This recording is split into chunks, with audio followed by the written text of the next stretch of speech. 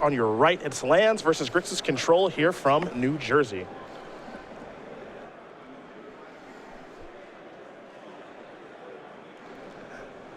A ponder is where we're going to start things off here, as Alex will fall down to 19, search up an Underground Sea. And if you're Josh, you might not know what you're playing against, but when you see a fetch land for a blue non-basic into a ponder when you're playing lands, you are happy. Yeah, the only fear here is that storm, which is not a very good matchup for lands, to say the least. But assuming your opponent's playing any sort of Delver strategy or any control deck, you are thrilled with this opening.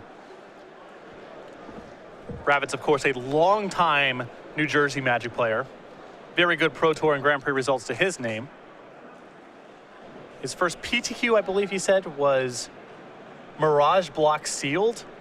So he goes way back. That is a pretty long time ago. Here's an Exploration. Now, if you're Alex, you are probably not thrilled with what you've seen on the other side of the table here. Taiga in the Exploration means you're only playing against one deck. Yep, this is bad news. Here's a Grove of the Burn Willows, and Ravitz will pass the turn back. Does have crop rotation at the ready. Bianchi has drawn a copy of Cabal Therapy. This match, you're not going to see a lot of creatures, a lot of attacking. Bianchi's going to go with a Cabal Therapy. We'll get confirmation on what that's naming here in just a moment.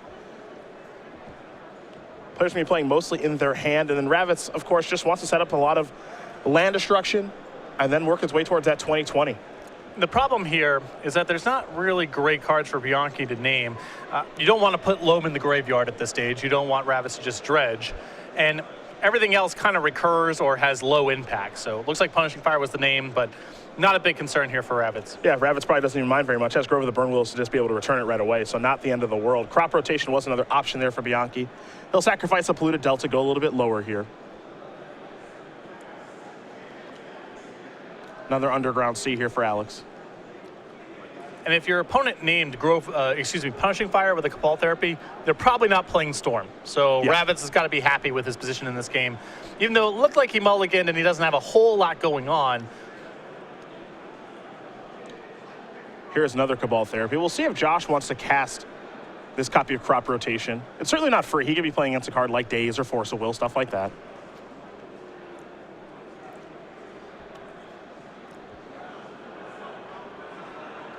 The rest of his hand, nothing too special. Thespian Stage or Shodden Port. Yeah, with Thespian Stage in hand, I suppose there is an argument to crop rotate for Dark Depths. You have a Rashadan Port plus a land left over, so you can tie up his mana a little bit. Ravitz just trying to figure out what land he wants to sacrifice to the crop rotation. He's going to sacrifice the Taiga. He'll be giving Bianchi a life to be able to do that. The other option here is Ravitz can crop rotate here for Wasteland, and then he has Wasteland plus Port for next turn, and a lot of time. It is interesting. You could just go for the depths, as you mentioned, play 2 lands next turn, actually be able to stage depths on the very next turn. Yep. So we might just see him go for the Turbo 2020, but he's going to go with Wasteland, maybe play a little more safe. I think with Bianchi already having played 2 copies of Cabal Therapy, if you tag his 2 lands, he just doesn't have a lot of resources to work with. You don't know what's going on in his hand necessarily, but there just isn't a whole lot for him to go. You know, he loses both of his lands. If he's got lands to recover, it means he doesn't have a whole lot of spells. And Ravitz, again, has a lot of time here. This is a slightly more conservative route, but I prefer this to trying to just jam a 2020 into play. Sure. The draw step here for Ravitz is another copy of Crop Rotation. Rashadan Port's land number 1. Thespian Sage is land number 2. Josh going to fire off a Wasteland, take care of an Underground Sea. And now we'll see him pass the turn back. On the upkeep, Rashadan Port activation. That'll tap the Underground Sea. We're going to head back Alex's way. Volcanic Island wants to draw. Also has a basic mountain in hand. Quite a few basics in the deck here for Alex. 2 islands, a swamp, and a mountain this weekend. Not surprising to see an uptick here of basics in people's lists, with lands winning the event and with what kind of performance Sultai decks had. I would expect to see a big uptick this weekend in Wastelands and Blood Moons, and I think people, if they can afford to squeeze a couple basics into their control lists, are going to be more inclined to do that now than maybe 2 months ago. Ravitz did return Punishing Fire from his graveyard. The draw for the turn was Punishing Fire. And now he'll activate Rashadan Port again, figuring out what land he wants to tap, and he'll go with the Underground Sea. Baleful Strix the draw here for Alex. You can see he's actually got a new card in his hand. Looks like a Painful Truths in his main deck. That one picking up a little bit of steam in Legacy. I know. Chapin gave it a glowing review after playing with it at Grand Prix Seattle. It's a mountain, and we're going to head back Ravitz's way. He's drawn another copy for Schadenport. He'll deploy the port.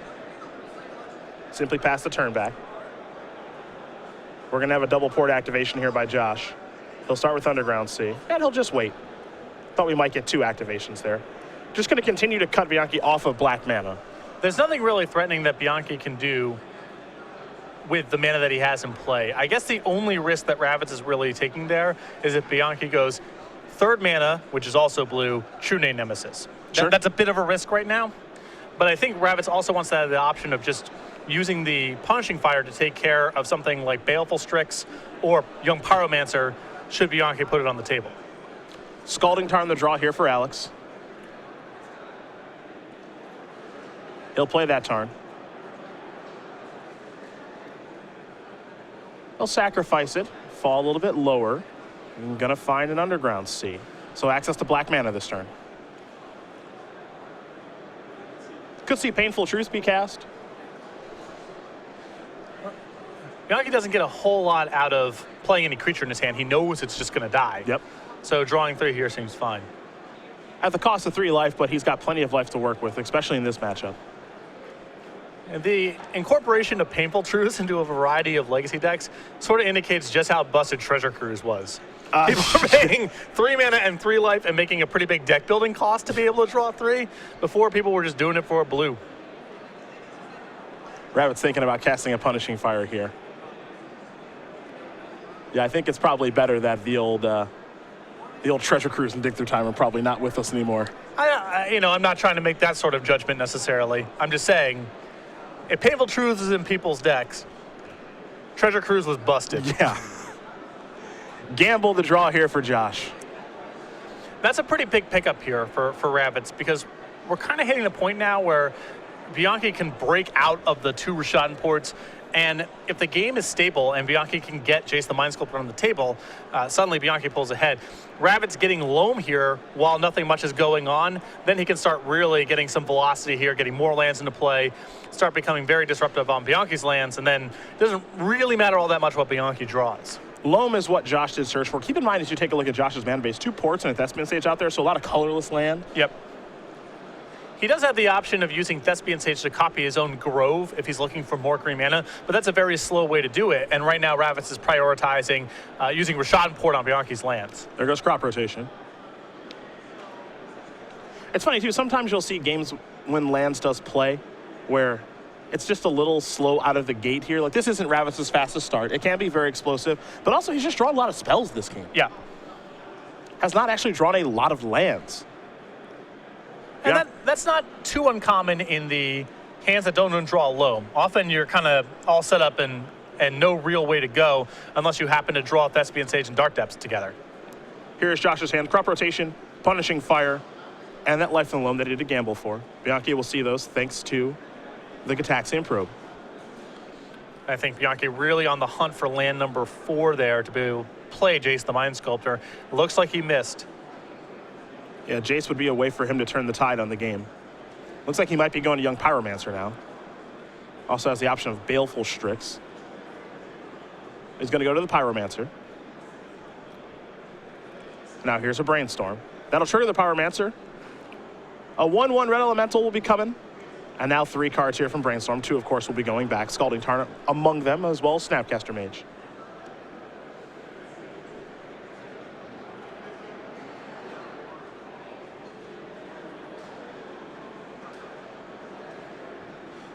So shortly here, Bianchi will have to put 2 back, and he's got 2 nice choices there in Innocent Blood and Toxic Deluge. Those are pretty easy to put back. Cabal Therapy looks like it's going to be flashed back here. Sacrifice the token to make a new token, assuming that he does sequences things correctly as he does. I think this has to be crop rotation. It's the only card that once Bianchi gets it into the graveyard is actually gone. Yep. Getting rid of the Punishing Fire of the Loam doesn't really do anything. He's going to do it again, and he'll take care of Punishing Fire. It's going to bottleneck Josh a little because you take a look at his mana. Yeah. It's a it's kind of a freebie. Cabal Therapy is certainly not going to get much better than that. Back over to Ravitz we go. Life from the Loam in hand. Take a draw step. Riftstone Portal. It's a one of. Don't want that one in the grip. Want that one in the graveyard. Josh is going to start by playing Life from the Loam.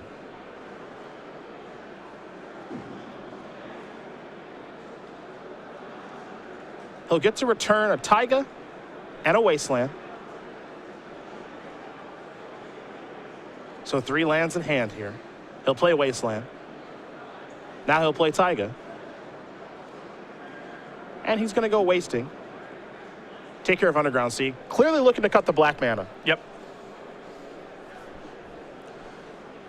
Though this clock here from Bianchi might be a little bit faster than what Ravitz can handle. I think we're going to see an end-of-turn lightning bolt here from Bianchi. That's going to knock Ravitz down to 17. It's going to put another token in play with Young Pyromancer. And Tack gets Ravitz down to 13. We know Bianchi's hand is just nothing but spells. He's been missing land drops for a little while. Ravitz is going to get a move on. Like I said, it's been kind of a slow plotting start for him. He did come out of the gates with an Exploration and a Wasteland and all that good stuff, but outside of that, it's been a little slow in plotting. Yep. And now, you know, he's kind of got to make the decision between loaming or casting Punishing Fire each turn. Also, now that Young Pyromancer has been in play for a couple turns, even if Ravitz decides to spend a little bit of time getting it off the table, there's still a bunch of tokens left over. Yep. There's a probe. Show you that Riftstone Portal.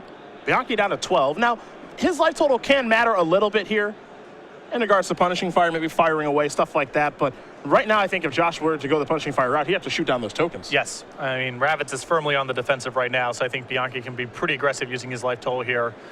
Try to be as flexible with the spells in hand as possible. Here come the beatdowns for 4. Looks like Ravitz is going to fall down to 13. You see Alex's hand. There's a Baleful Strix, Brainstorm over there, Snapcaster Mage as well. I think Snapcaster plus Lightning Bolt could be of interest here for Alex. He's going to take a look at his graveyard. Get an idea of what he's working with. Looks like it will be Snapcaster Mage. Maybe. The Grand Prix Pittsburgh champion, a little unsure. He's going to start with a Brainstorm. That'll trigger the Young Pyromancer. 3 cards coming. 2 will have to go back. A Polluted Delta, a Ponder, and an Island were the draws here for Alex. Land's never bad. I believe the reason to Brainstorm here first is that if Bianchi finds a land, which he has, Snapcaster plus Bolt is lethal next turn, and I think he was short if he just played Snapcaster plus Bolt untapped and intact. I think he needed the extra token. And he's also found a copy of Kolagon's Command there as well. Gonna play a Polluted Delta. You have to assume there's a land to find with that. Now pass the turn back over to Ravitz. Ravitz, gonna dredge Life from the Loam. Doesn't have much of a choice. 1 is a Verdant Catacombs, 2 is a Mox Diamond, 3 is a Life from the Loam. None of that stuff is too relevant at this point. Yeah, the card that would be very helpful here for Ravitz is the Tabernacle at Pendrell Vale. Yeah. That's a pretty good answer, Young Pyromancer. At this point, Punishing Fire, shooting down those tokens, Young Pyromancer, much too slow. Yep. Also why it was critical for Bianchi a couple turns ago to therapy the crop rotation out of Ravitz's hand. Yep. Because if that gets Tabernacle, Bianchi's clock is substantially slower. And heck, even therapying that Punishing Fire, which looks a little bit weird on the surface, it was a free therapy. Yep. It's not going to be able to do anything else. And, you know, for Ravitz to actually rebuy that and cast it again with his colored mana situation, perfectly reasonable play. It's a significant investment for him at this point to get that off the table. Verdant Catacombs and Wasteland going to go back to the grip. Remember, Ravitz does have the opportunity to play 2 lands here thanks to the exploration that's on the battlefield. Wasteland appears to be land number 1. Verdant Catacombs will be land number 2. Wasteland's going to be going somewhere here in just a moment for Josh, it appears.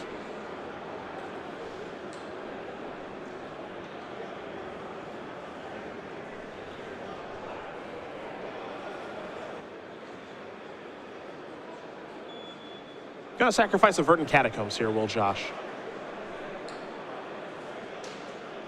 He's going to fall down to 12. Every life does matter at this point. Going to go find himself a Taiga.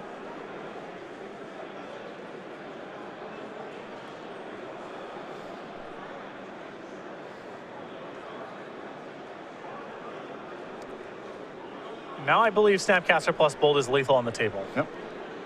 because Snapcaster plus Bolt is worth 6 points effectively. The token, the Bolt, the Snapcaster Mage. And there's 6 points of damage on the table, and Ravitz is at 12. Josh going to return Punishing Fire. He'll give Alex a life. And now he will cast Punishing Fire, go after Young Pyromancer. There will be a response here from Alex. He'll sacrifice Polluted Delta very quickly. Get himself a basic Swamp, maybe. Yes. Yes, he can still Snapcaster plus Bolt off the lands he has in play. So here is Snapcaster Mage.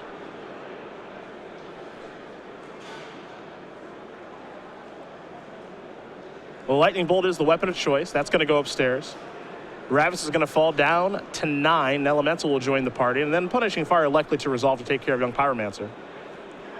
So it looks like with 2, 3, 4, 5, 6, 7, Joshua will get another turn. Well, I guess Kolaghan's Command in hand. Yeah, from Ravitz's perspective, it looks like he gets another turn. Yep. If Bianchi has Kolaghan's Command in hand, that'll be Xaxes. Wasteland going to take care of Underground Sea, but Alex is very quickly untapping and drawing.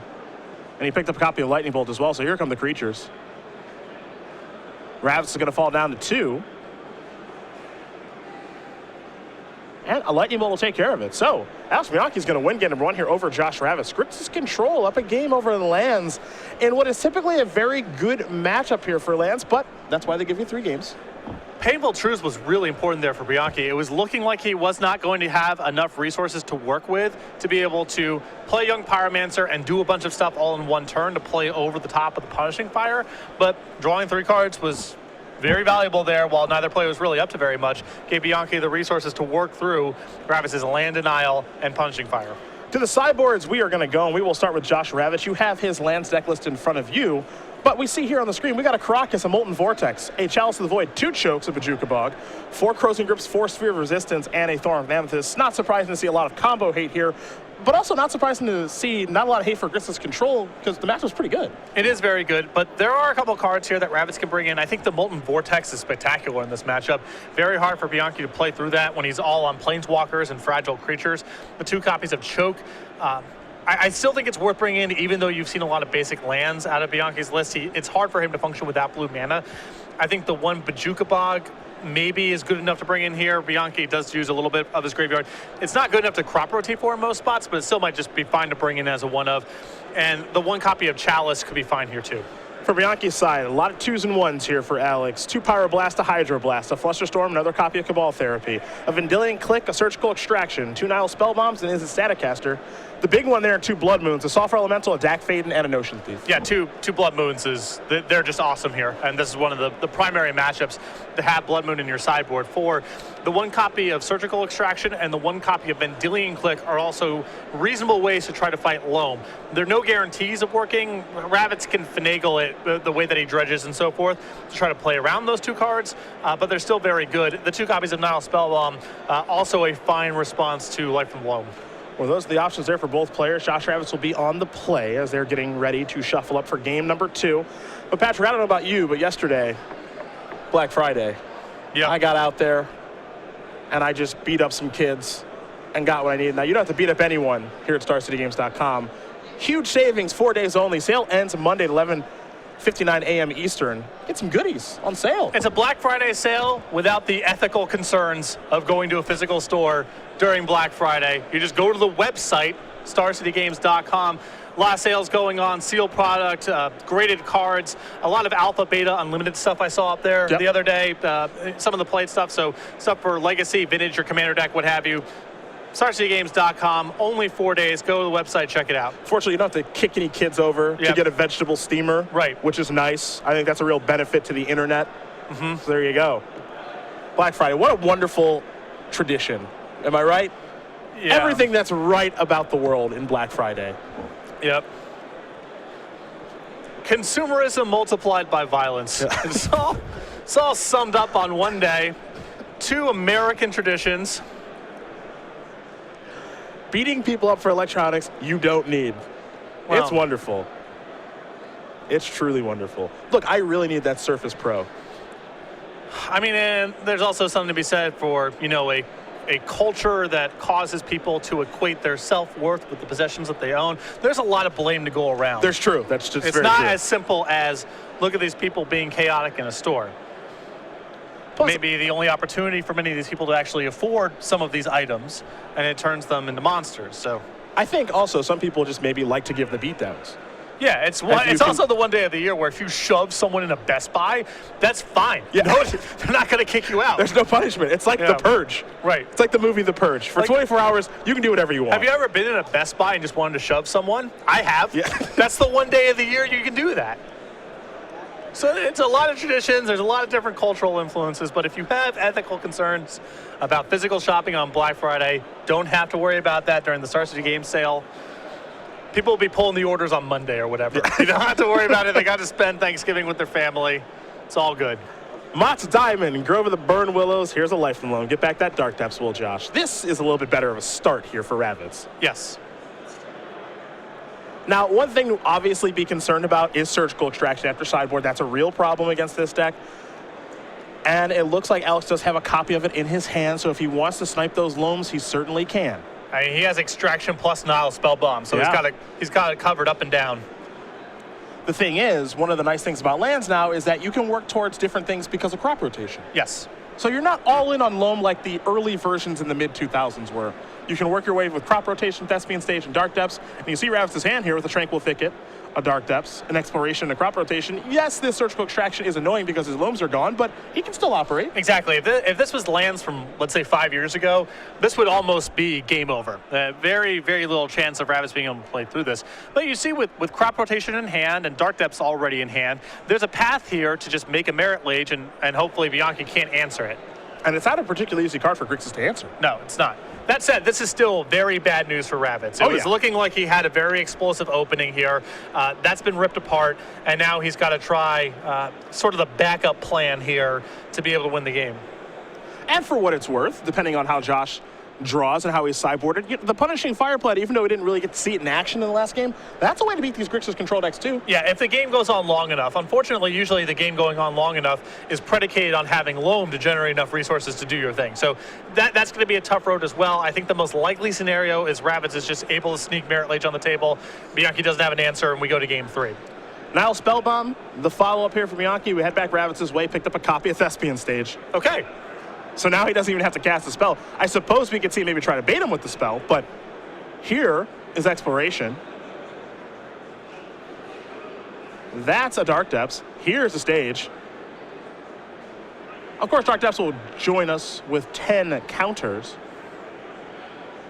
Not for Josh. You just say go, and then next turn you can make it 20-20. Sometimes Magic, a very simple game.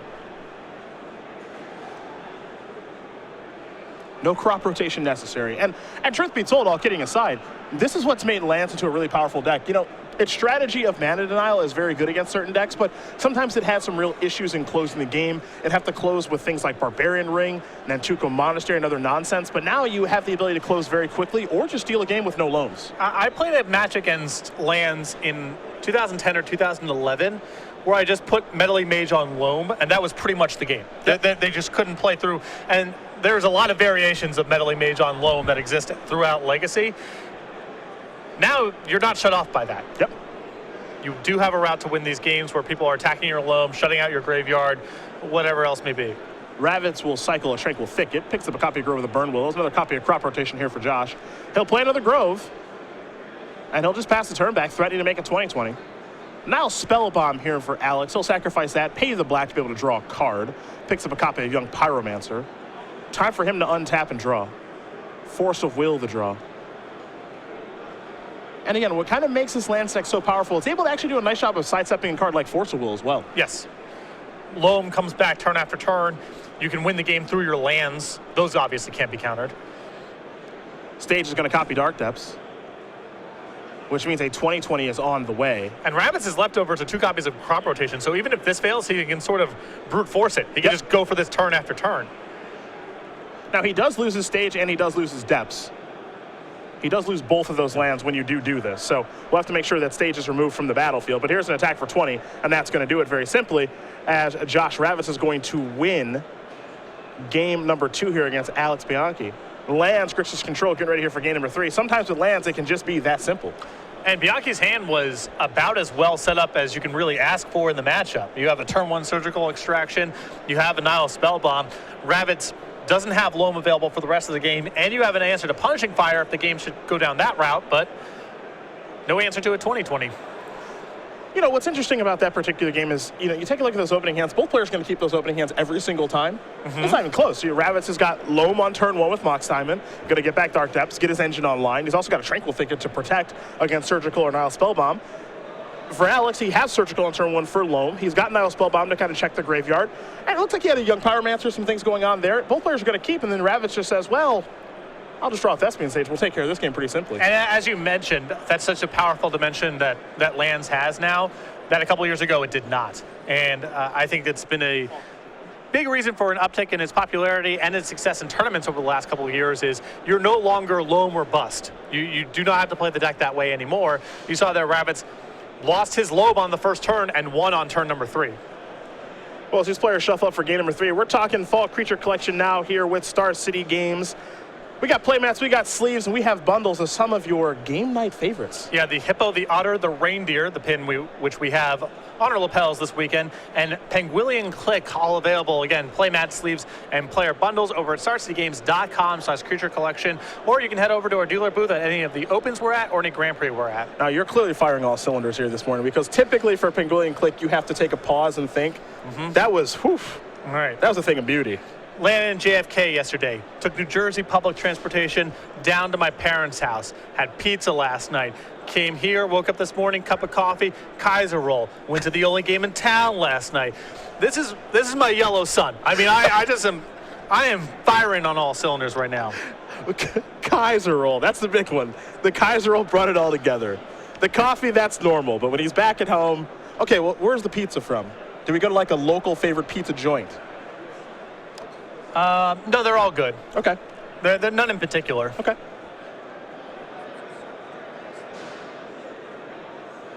Both players going to take a look at the opener here. Looks like they're happy. We're underway here in game number 3. Bianchi, your Grand Prix Pittsburgh champion from last weekend, will search up a basic island with this Pluto Delta. What you saw in game 2 is also a reason that Lance has become a lot more popular and a lot more successful. The deck just doesn't get as many draws. Yeah. But before, I mean, this deck was so ponderous. You had to win with things like Mistress Factory or recurring Barbarian Rings or things in that space. And now you can win the game, as you saw, on turn 3, 5-minute games. And Lance just pick up a lot fewer draws than they used to. It's a real benefit to the deck. Yeah. Because as someone who played lands in 2009, 2010, having to slog through their nonsense with Nantuko Monastery, truly embarrassing. A lot of work there. Ponder's done resolving here for Bianchi. We're heading Ravitz's way. We'll see how explosive his start is.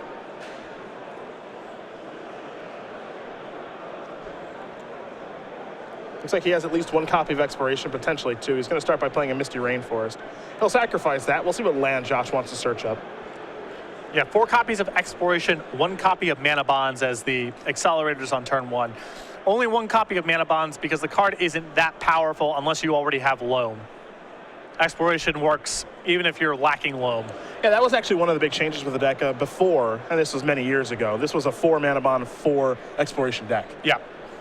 And you were really just a Life Loam deck. The deck didn't even really play crop rotation. We saw variants with Intuition from some players and Smokestack and some really unique things with Academy Ruins. But now, I think the deck has really evolved in a way where it doesn't have to be a Mana Bond deck anymore. Though here is Mana Bond. Force of Will take care of that.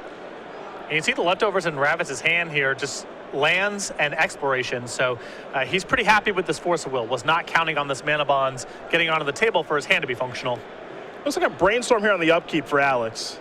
He'll draw 3. Have to put 2 back. Couple copies of Young Pyromancer have been found here. Some Lightning Bolt and Nihil Spellbomb hanging out as well. And for all the sideboard that Bianchi has to fight the graveyard, to fight Loam specifically, he is very vulnerable to Merit Leech. He does not have a lot in his sideboard to answer this. His answers, cards like Jason the Mind Sculptor, Innocent Blood, they're all sorcery speed. So if Ravitz can finagle things at the end of Bianchi's turn, those measures don't do anything. Well, 2 cards will be going back here for Alex in just a moment. And we'll finish up with his turn. So we'll see what he's up to.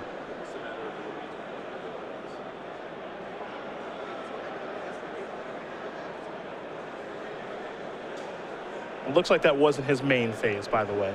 There's Volcanic Island. Now we'll simply pass the turn back. Ravitz will draw. Picked up a gamble. Not a bad draw at all. And he might start there, but he'll start with an Exploration. You saw Alex quickly Force of Will Mana Bond, but Exploration is N. Thespian Sage is land number 1 here for Josh. Grove of the Burn Willows is land number 2. He'll give Alex a life since he's such a nice guy. And now here's another Exploration, which means Josh gets to play another land. Well, it is significant to make sure that Bianchi's life total from Ravitz's side does not go above 20. Agreed. Because once he goes to 21 or above, one hit from Merit Lage is not lethal.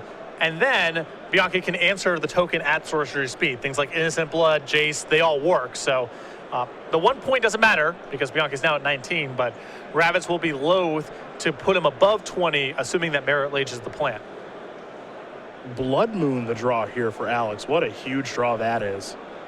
That's going to come down. You can see Josh's hand right now. He's got Gamble and he's got Dark Depths. So you can see what the plan was. And now that's shut off. Yeah, I think I don't want to say we're done here, but we might be pretty close. Well, Mox Diamond's a pretty big draw there. Mox Diamond's a huge draw. That means Ravitz, if he has Crozan Grip in his deck, has the hope of getting out from under this. Yep. But this is still, this Mox Diamond's a good start, but if he doesn't have Crozan Grip in his deck, this is still not really a path towards anything.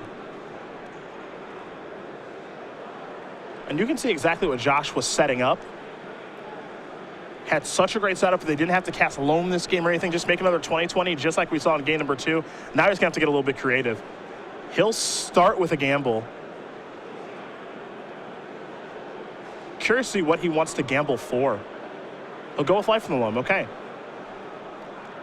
You don't actually have to reveal to gamble. What a guy. But it's clear enough. Whatever. Yep. It's fine. Doesn't. One of the things to note here from Josh, been playing Miracles for a very long time. Unclear if he's ever played lands before. Don't have to reveal to gamble, as you did mention. Yeah. It is a hidden secret. What are we discarding? Oof. That's a stinger. Yep. That's the one you wanted to keep. It is curious there, if you're Josh, he has the ability to play Mox there, discarding the Dark Depths, and then gamble for Loam. Yep. So I'm curious about the sequencing there, why he would want to do it the other way, the way that he did do things. Here's Young Pyromancer. Now we'll head back Ravitz's way. Wasteland the draw. But that's just the mountain right now because of Blood Moon. He'll play that past the turn back. Now, for what it's worth, Loam is a backdoor way to get out of this simply because, well, in a way it is. Like, he can dredge Riftstone Portal. Sure. But again, like, he's not able to make a 20-20 or anything like that, and it's unclear if he has Crozan Grip in his deck or not. And the pressure is on now. One thing about Young Pyromancer, it does a great job of closing games out pretty quickly if it goes uncontested. Yeah, and Bianchi's deck is probably just, it's mostly spells. I mean, he's going to be adding to his clock over the next couple turns. Exploration the draw. Ravitz will play Dark Depths past the turn back. Lightning Bolt's going to go upstairs. That'll bring another token along with it.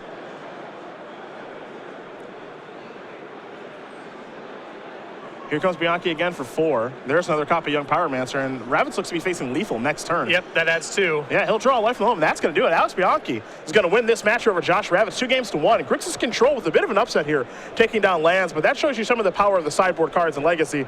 Blood Moon, we've seen it be lights out in Modern, and it's lights out in this matchup against lands, too. And not surprising to see a deck like Grixis Control, which is a deck that's normally kind of vulnerable to Blood Moon. It plays mostly, and sometimes entirely, non-basic lands.